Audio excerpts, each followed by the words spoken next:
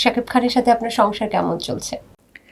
বললাম না আবার যে আমি ডোন্ট ক্রস মাই ফ্যামিলি জায়গা। আমি একটা গণ্ডি রেখে দিয়েছি। আমি শাহরুখ শুধু খানকে এটুকু পছন্দ জানতে করি। চাই যে শাকিব অপু কি একসাথে থাকছেন না? আমি আমার কথা হচ্ছে যে আমি আসলে আর ব্যক্তি কোনো কথাই বলতে চাই না। এখন আমাকে এই যে আমি যেমন এত সুন্দর করে সেজে এসেছি, এত সুন্দর ড্রেস পরেছি, একজন চিত্রনায়িকা, তাই না?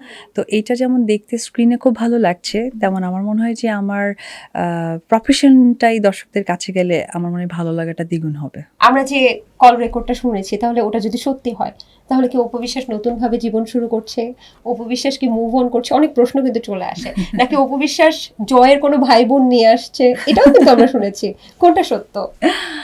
এই বিষয়গুলো নিয়ে আমার ওইরকম কোনো নাই, মাথা ব্যথাই নেই। বা ওইটা নিয়ে আমি আসলে খুব একটা কথা বাড়াতেও চাই না। আমি নিজেও জানতে চাই না, আমি জানাতেও চাই না। ঠিক আছে, আমরা বাদ দিলাম। তবে আমরা শুনেছি গোপন সূত্রের খবর, গুঞ্জন গুঞ্জন শুনেছি অপু বিশ্বাস নাকি প্রেমে পড়েছে।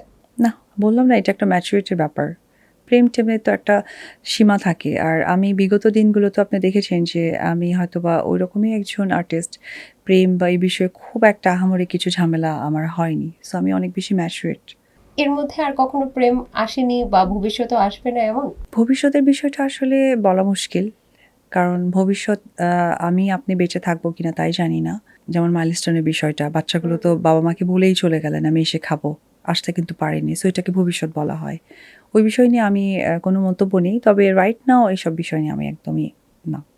আচ্ছা, গত বছর একটা স্ট্যাটাসে এরকম দেখেছিলাম যে আপনি লিখেছেন, আব্রাহাম না থাকলে আমার যোগ্য বলেই মনে করতাম না তাকে।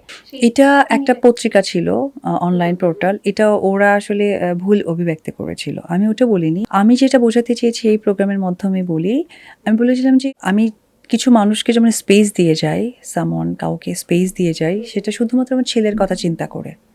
সেটা অবশ্যই শাকিব খান বা আমার ছেলের বাবা নয়। তাকে আমি অনেক রেসপেক্ট করি। আমি বলছি মানুষকে ওই যোগ্যতার জায়গাটাই দিয়ে যাই, কারণ আমার ছেলে আছে। কারণ আমি চাই না যে বিতর্ক আরো সৃষ্টি হোক। এটা আসলে মানে ওয়ার্ডটাকে নিয়ে অনেক কিছু বানিয়ে ফেলেছে সারমর্ম। এই মানে আছে ওটা কলিকাতাও বানিয়েছে, কক্সবাজার বানিয়েছে, কমলাপুরও বানিয়েছে। ওয়ার্ডটা পেয়েছে শুধু